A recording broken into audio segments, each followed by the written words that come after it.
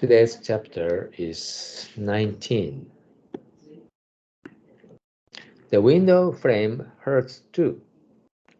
A winsome mother and child. This happened once when I was riding a train on my way to give a speech. The car interior was spacious and quiet, with many unfilled seats. Feeling relaxed, I spread myself out and opened up a book I brought along.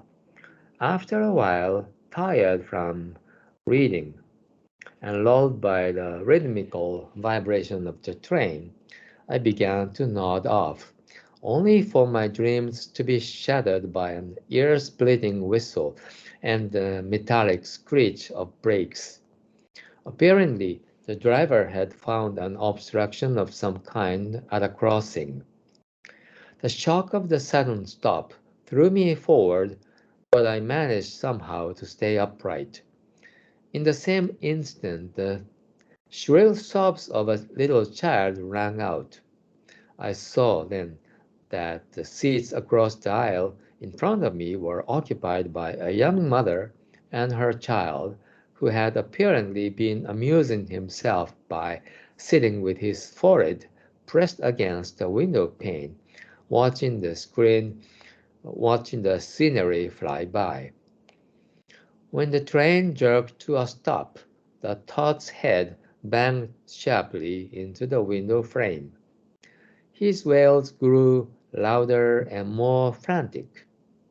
Afraid he was hurt, I jumped up, but to my relief, there was no sign of injury.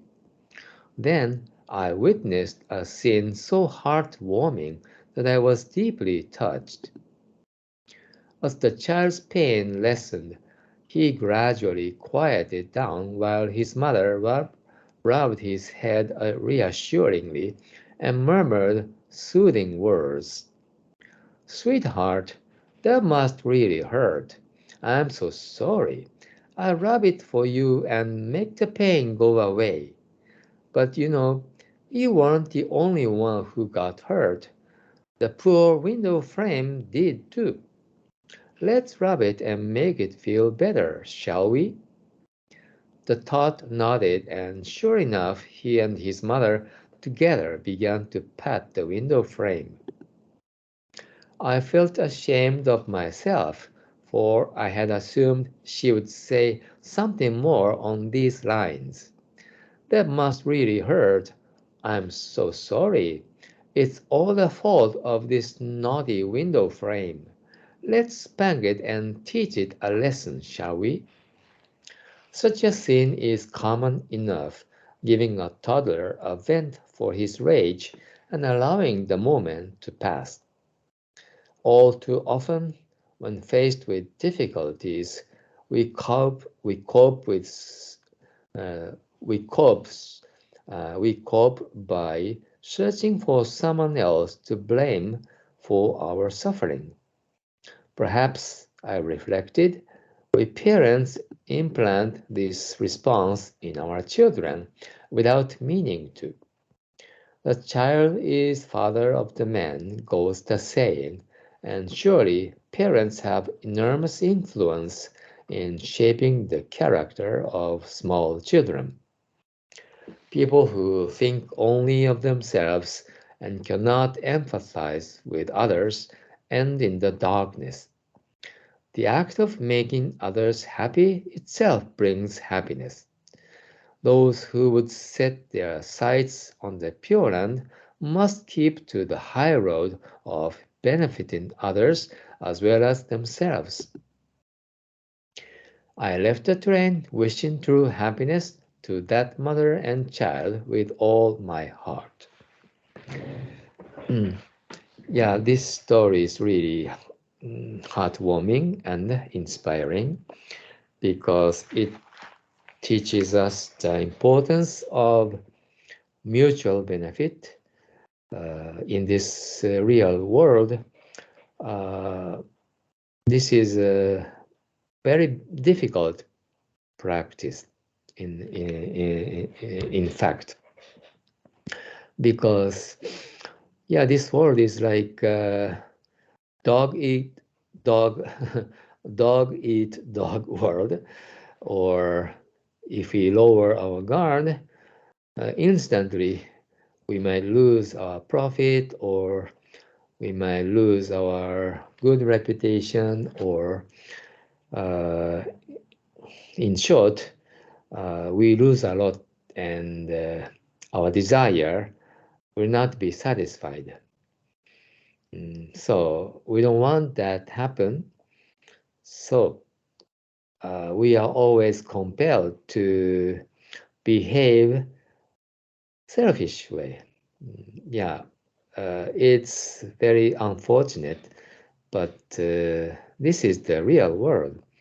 Of course, sometimes we manage to practice act of kindness, and sometimes we do selfless behavior and trying to make others happy.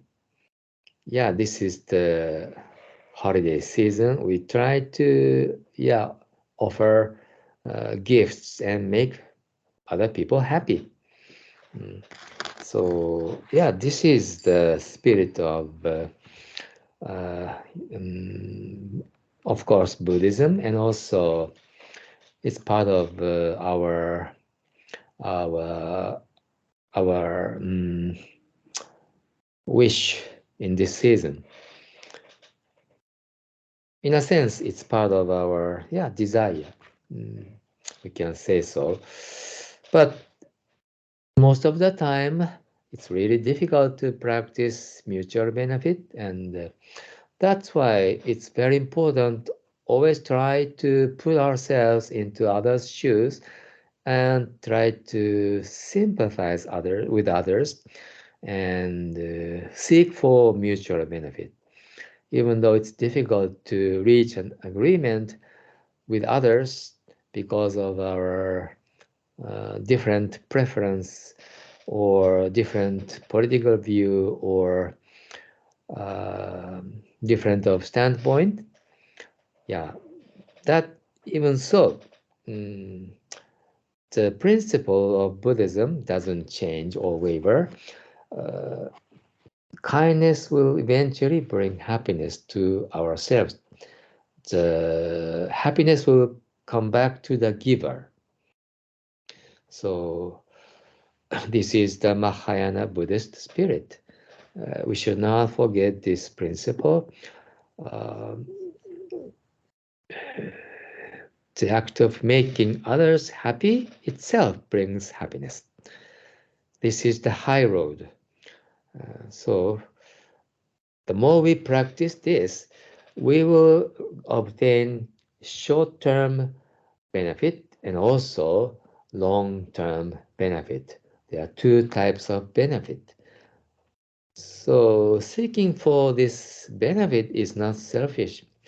Buddha utilizes our desire, and we are kind of compelled to offer kindness and compelled to seek for mutual benefit. That's why Buddhist path is so great.